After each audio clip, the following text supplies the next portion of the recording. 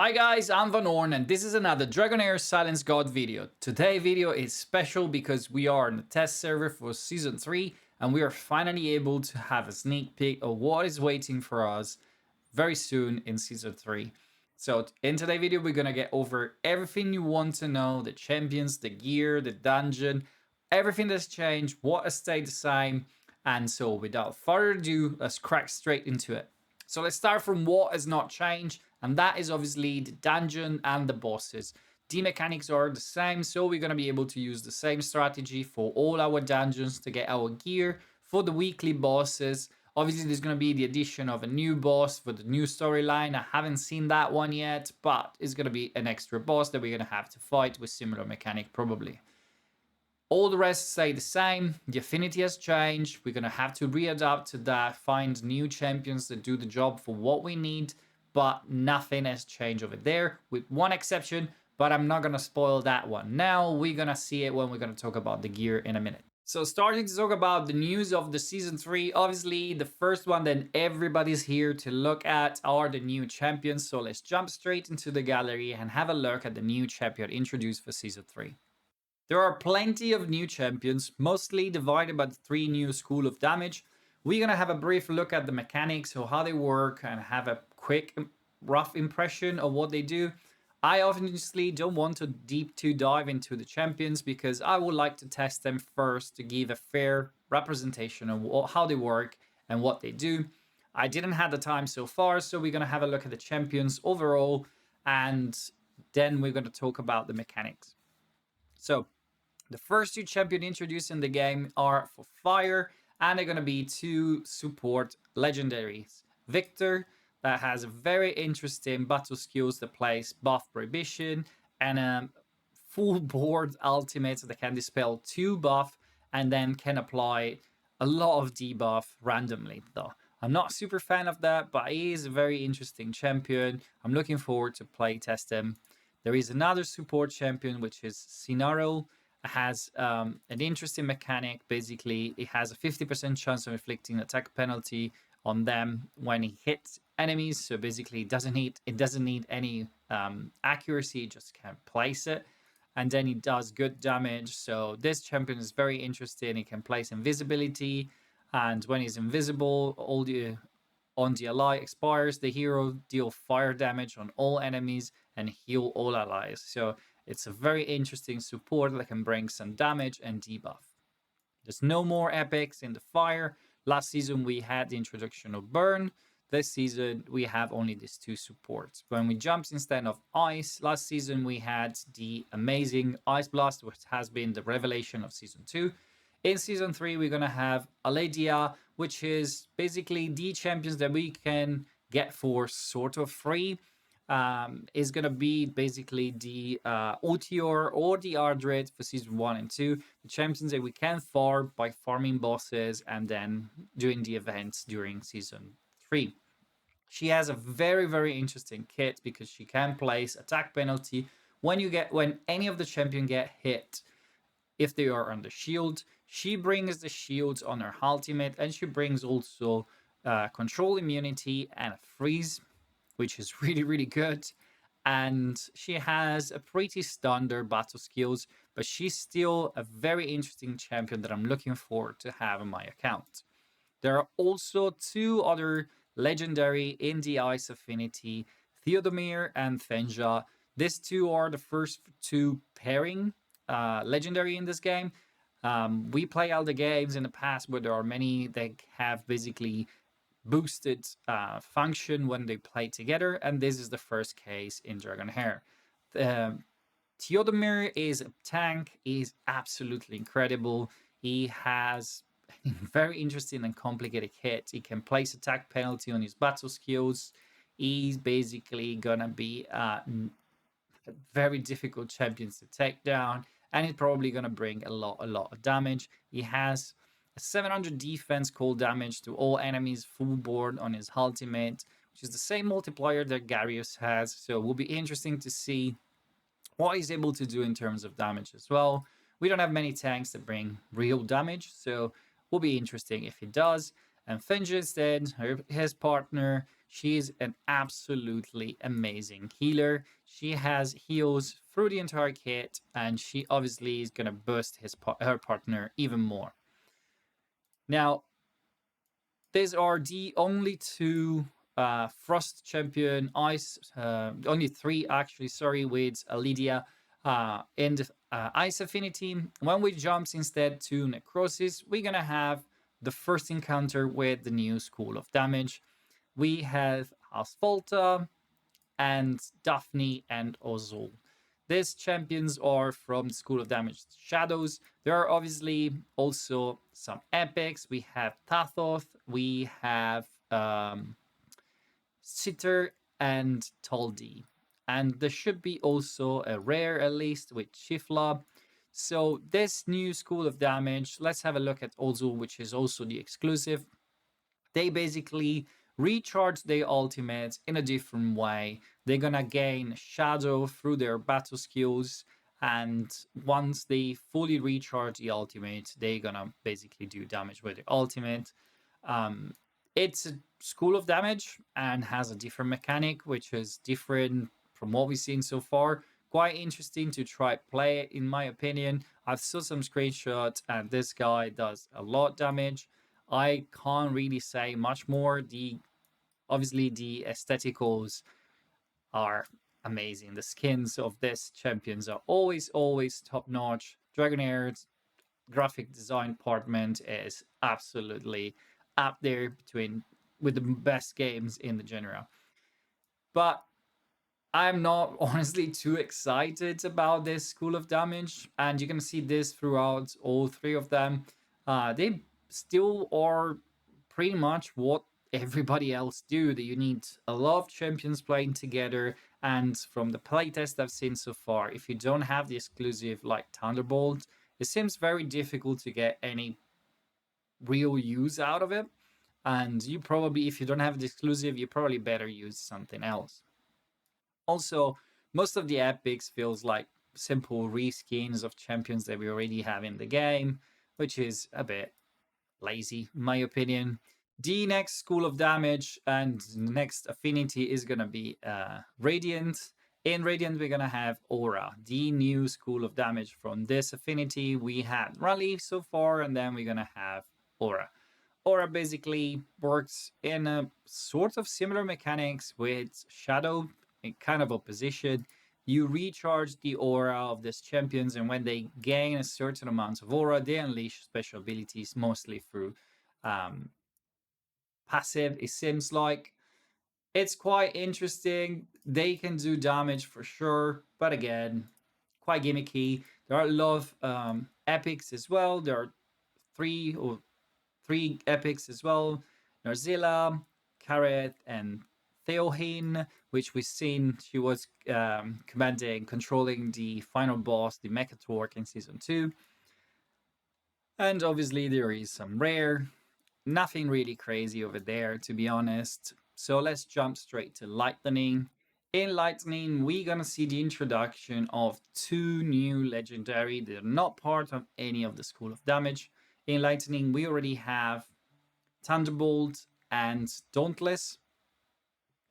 We gonna have two new legendaries, and they are both tanks. We have Stangium, which is a decent tank with control immunity, defense up, invisibility, and mechanics that gonna keep her surviving. She also looked very familiar. Wonder why. Let me see if I can find her.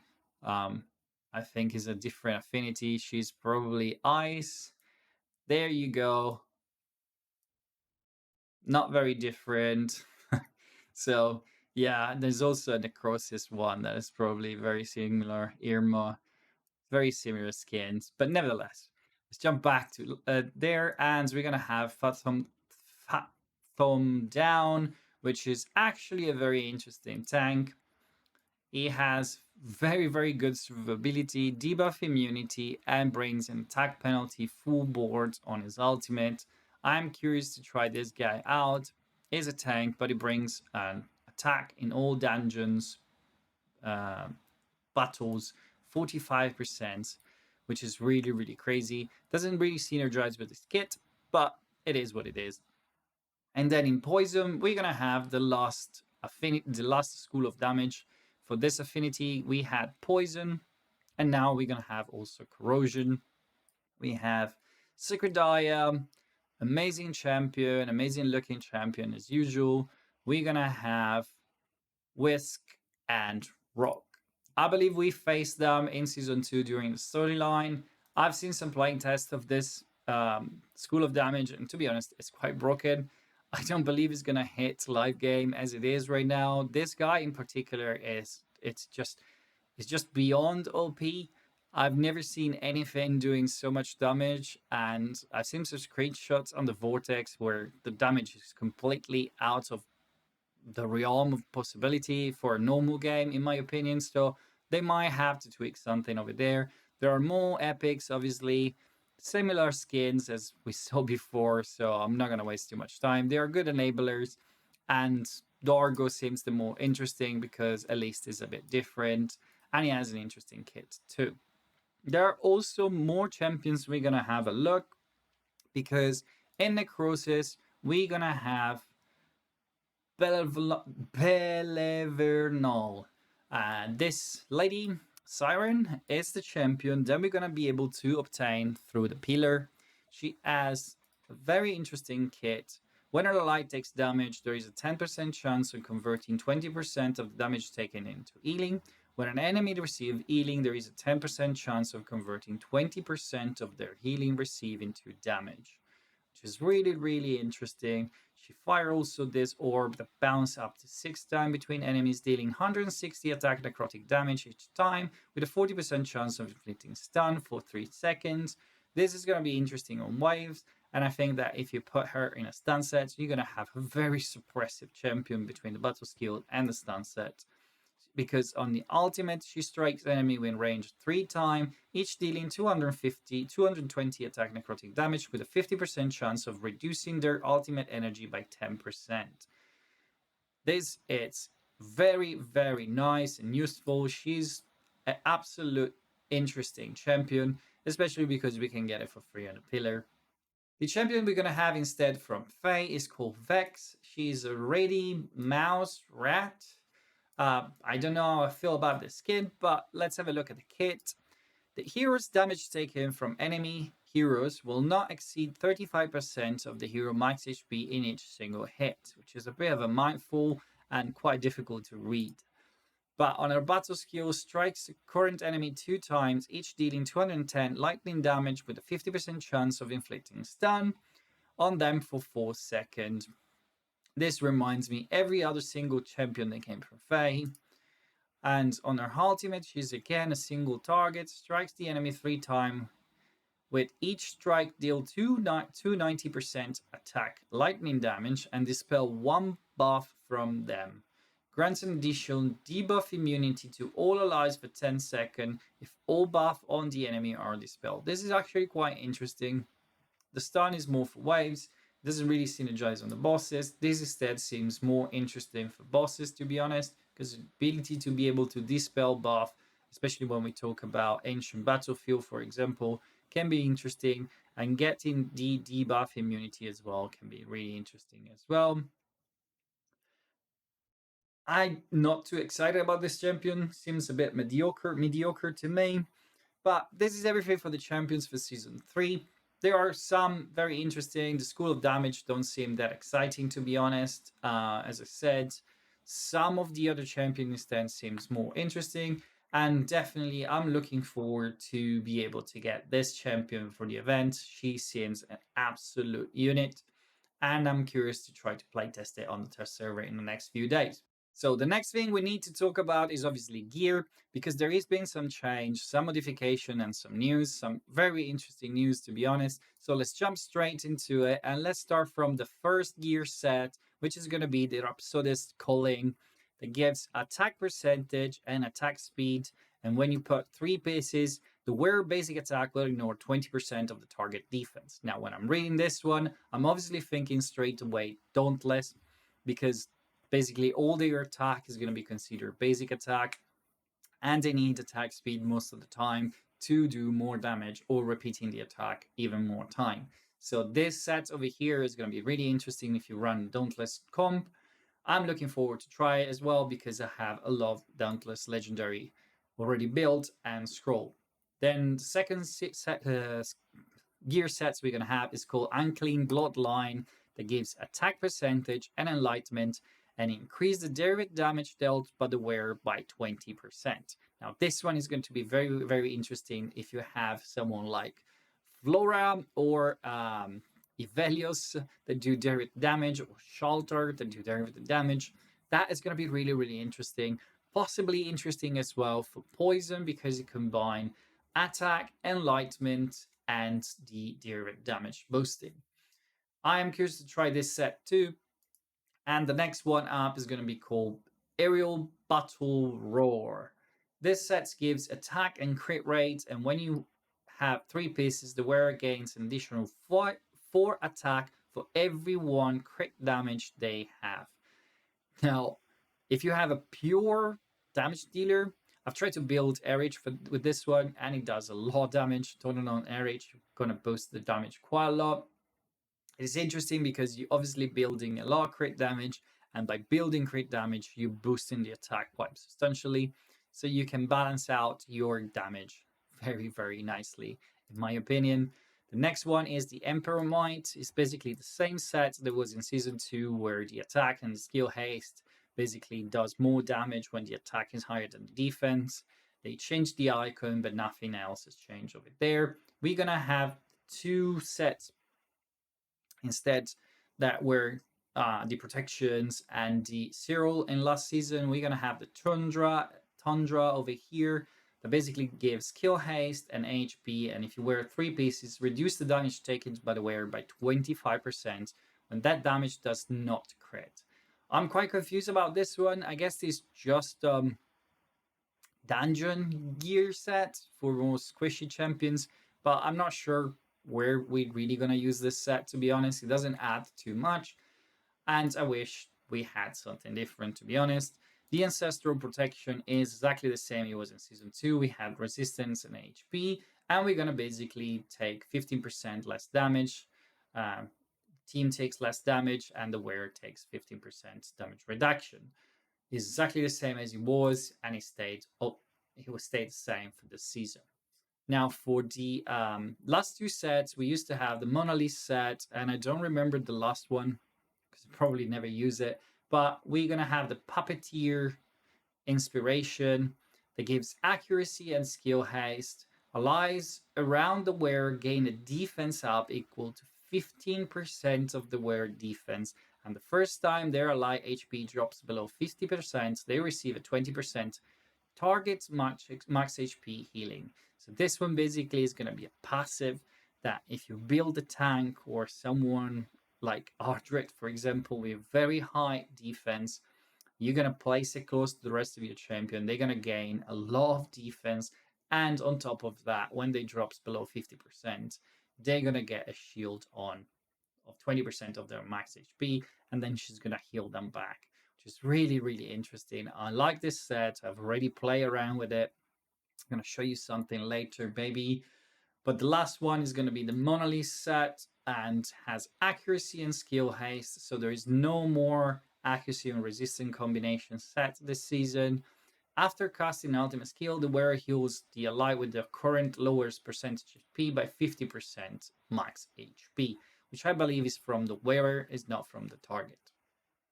Now, the first thing that jumps to my mind is there is no set giving increased attack, and that is a big shame in my opinion. I haven't seen anything giving resistance, which is also quite a complication because, well, no, actually, the perception set give resistance. There's no accuracy in resistance. So, for example, when we were building Furbath for the Chaos bosses, we needed to build a kit that had a lot of resistance and a lot of accuracy. He's going to be more difficult over here, but the lack of increased attack is probably the one that strikes me the most. We rely massively on having an increased attack on our comp to boost the overall damage of our DPS, and we're not going to have this option this season. But the main news is, obviously, you probably heard already about it. There are plenty of new sets, as you can see over here. And those are one piece that you can farm only from stage 9 on the dungeon. And they are only chest and gauntlet. So when I click on the chest, for example, I can select the Monolith's Blessing, the Impregnable, the Iron Bastion, the Echo of the Ancestor Spirit, and the Fish in Trouble Water. Interesting name.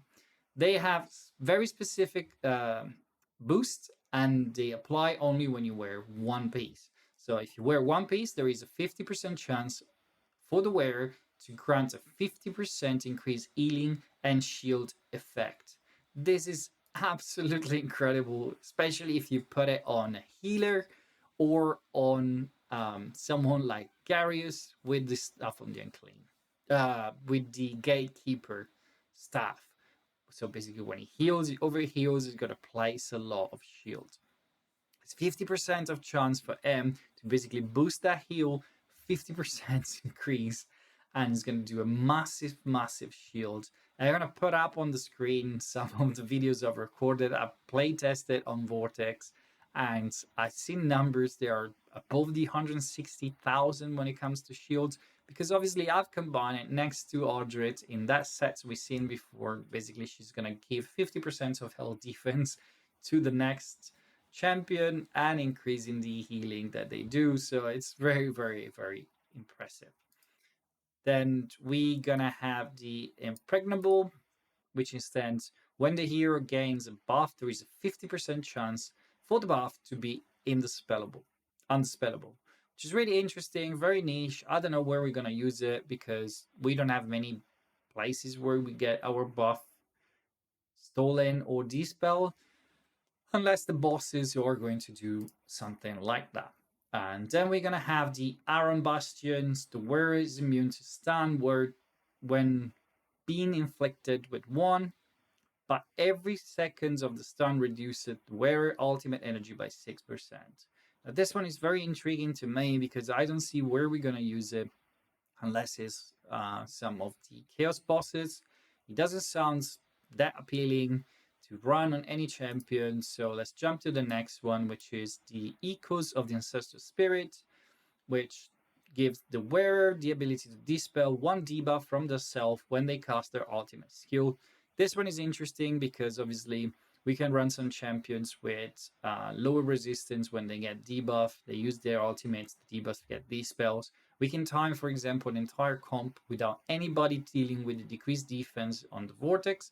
And if all our champions have one piece of this gear, they're going to basically use the skills and remove the decreased defense from the self, which is very interesting in my opinion.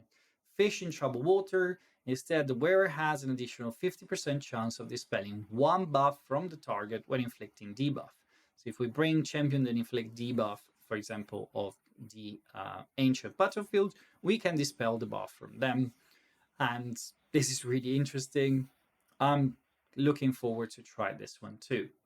When it comes to the gauntlets, instead, we obviously have the different sets. We're going to have the Strike of the Unprepared, Chaos Symbiosis, Death Record, Magical Crystal Refinement, and Mark of Austerity. So let's start from the first one, which is for me an absolute banger. They've nailed it with this one. The wearer deals 35% increased damage to enemy with defense penalty. And look at this one with a triple crit rate on a crit damage gauntlet. I wish this was on my account. It's only a test server, unfortunately. But when the defense penalty is out, your champions are going to do 35% additional damage. Absolutely looking forward to play with this one. There is the second one called Chaos Symbiosis. The wearer enjoy 35% increased ultimate up and damage bonus effect, but has a 50% decrease recharging speed. Now, this one, in my opinion, is quite intriguing because I don't understand really the 35% increase ultimate and the 50% decrease recharge speed. I don't know if this apply. I haven't tested yet. If applied only at the beginning of the fight, and then you have the 50% for the rest of the fight. I'm gonna be curious to try it. Maybe it's something that they want to put for the arena in particular. I'm curious to test what is the effect actually doing. And then we have Death Record. Basically, when any hero dies in Grand Gladiator Arena, the wearer can obtain 15% of their attack. The upper limit of additional attack obtained is 300% of the wearer attack. So you can triple your attack. Let's say you have a Perkunte, for example, with 4k attack. You start killing the squishy DPS of the rest of the team. Your attack is going to start ramping up to a max of 12k attack. And obviously, you're going to be able to deal with those tanky champions much, much easier. This one is a good introduction, in my opinion. It will be interesting, especially when we are combining with the Emperor set, where we have that increased damage for champions that have lower attack, tanky champions in particular. So this is going to be interesting to play around in Arena. And then we have the Magical Crystal Refinement. The wearer obtain 15 attack additionally for every 1 stack skill haste they possess. This is also very, very interesting because we can wear it with champions that have skills that repeats very often. We want to push the skill haste. We're going to push the skill haste and also gain a lot of attack so we can squeeze damage out from more champions. Makes the builds more flexible. I am really, really happy that they're doing this. And then the last one is the Mark of Dexterity. 20% of the damage dealt by the wearer will be converted to healing when their HP is below 50%. AoE damage can only trigger 30% of this effect. This is basically a lifesteal set in one piece. We can build our champion to do damage, especially when we're going down in dungeons. We can bring less support, less healing, put one of this piece on our champion, deal a lot of damage, have squishy champion barely surviving, and then healing back themselves to max by using this one. I am really, really curious to try this one too. It's going to make more comms more interesting, in my opinion. This system is absolutely incredible. They've done an amazing job introducing this. They're making the game way more complicated and intriguing. When I say complicated, I mean not in a complicated way to understand, but in a complications of layers and different use that we can use for champions, gear. We can open up way more comps and use different champions that before maybe were more difficult to use. One of obviously the one of the addition obviously for season 3 are artifacts, and so let's have a look at legendary and epic artifact that is going to be added for season 3. Let's start from the legendary. They are the first 3 exclusive for the exclusive Lego champions. We have Rook exclusive, which is Rat Tamer with attack and crit damage, and increase the damage bonus related to the corrosion on the target by 50% where Rook casts the skills. This is insane. We have the Nightmare Orb for Ozul that has attack and crit rate. Again, a 35% crit rate resist. Additionally, increase the damage of Ozul's basic attack by 25% when he is a demon form. So it changes form, obviously, through the shadow. Increase additional damage dealt in Blaze state by 50% when Emuland casts skills. That's obviously for the last exclusive for Aura. And then we have new artifacts over here for Corrosion. For all the champions, Corrosion increase the effect Corrosion inflicted by 35% with attack and attack percentage. We have the Envoy Wings with attack and attack percentage as well. When the wearer consumes aura energy, the damage of the skills is additionally increased by 200% of the aura energy consumes up to 30%, which is crazy. We have the Shadow Spawns with attack and crit rate. Upon gaining shadow energy, the wearer gains an additional attack up for 10 seconds equal to 1500 of the shadow energy gain. Then we have the 2 artifacts that we're going to be able to obtain through the Fae and Pillar. One is the Dreamland Globe with HP and HP percentage. The wearer gains recovery over time for 10 seconds if their HP is below 35% when taking damage. Also, the wearer takes 20% less AoE damage. This artifact is going to be really, really good for protections and people that brings, obviously, skills that heals as well. So they're going to be able to heal back and keep the team going. The other artifact is going to be the Elite Key as attack and attack percentage. And at the beginning of the battle, increase all allies damage dealt by 50% for 20 seconds when completely rolled up and refined. This is really interesting for shorter battles when we're going to try to speed farm dungeons or when we're going to play maybe in arena. There are also, I think, 4 more legendary artifacts over here. I am not totally sure they are new because I don't have legendary artifacts and I never dive too much into it. Usually when they are here at the bottom, they are new. You can obviously gonna have a look at them on the screen, stop the video, or when you're gonna play the game soon. But I want to talk about the most important part, which is the 2 epics artifacts that we can get at the beginning of the season, obviously, if we pull any dupes epic. At this point, at the end of Season 2, for those that are starting Season 3, I believe you all have all the epics artifacts so far. So this one should be pretty straightforward. As soon as you pull 2 epics, you're going to have this. And these 2 artifacts are absolutely amazing. Westcold's Slingshot gives attack and accuracy. And the wearer gain additional 8 attack for every 1 accuracy they have. This is going to be incredible for those champions that need also to apply debuff to do damage. For example, Poison, Thunderbolt, all those champions that need to place a debuff to enhance their damage. And this is going to be really, really clutch. And the second one, as you can see, is already on my Ardred.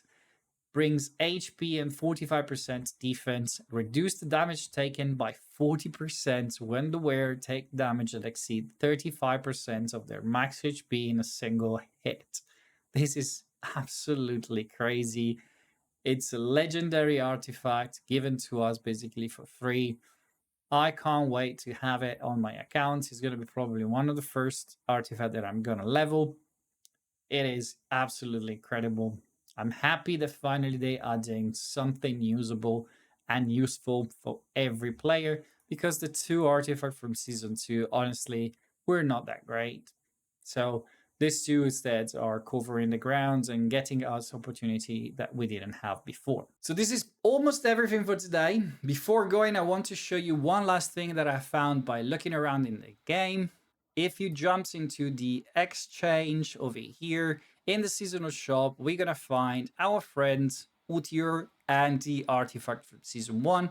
This is very interesting in my opinion, also because there is a material over here, the Grumag scaled, which allow you to increase and ascend the level of Utiur. I think this is not a case, it's not a mistake. They are introducing way to get those champions that are left behind and out of the pool of summoning from the dice. We can buy them at the end of the season in the season shop with that excess of material we're farming. I'm gonna have so much material this season that I don't know what to buy with it. So I'm looking forward to see in Season 3 I can buy champions for the past.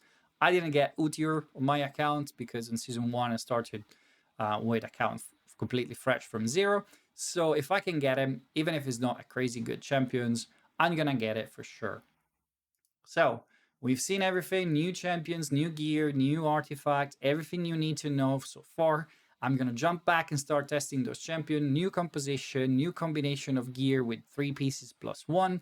I'm really excited. I think Dragonheir has done a big step forward. This game can grow even farther if they finally nail the seasonal rotation, the server merging, and stop spreading players around on different timeline. I hope they do that, because if they do that, this game is ready to explode in my opinion. I'm gonna jump back in the test server, start playing around with the champion. So if you don't want to miss out on the next video talking about Dragonheir, consider liking and subscribing. I'm gonna bring guides and deep dive in this test server almost every day for the next week until Season 3 start. So I'm gonna see you soon with another video about Dragonheir Silence God.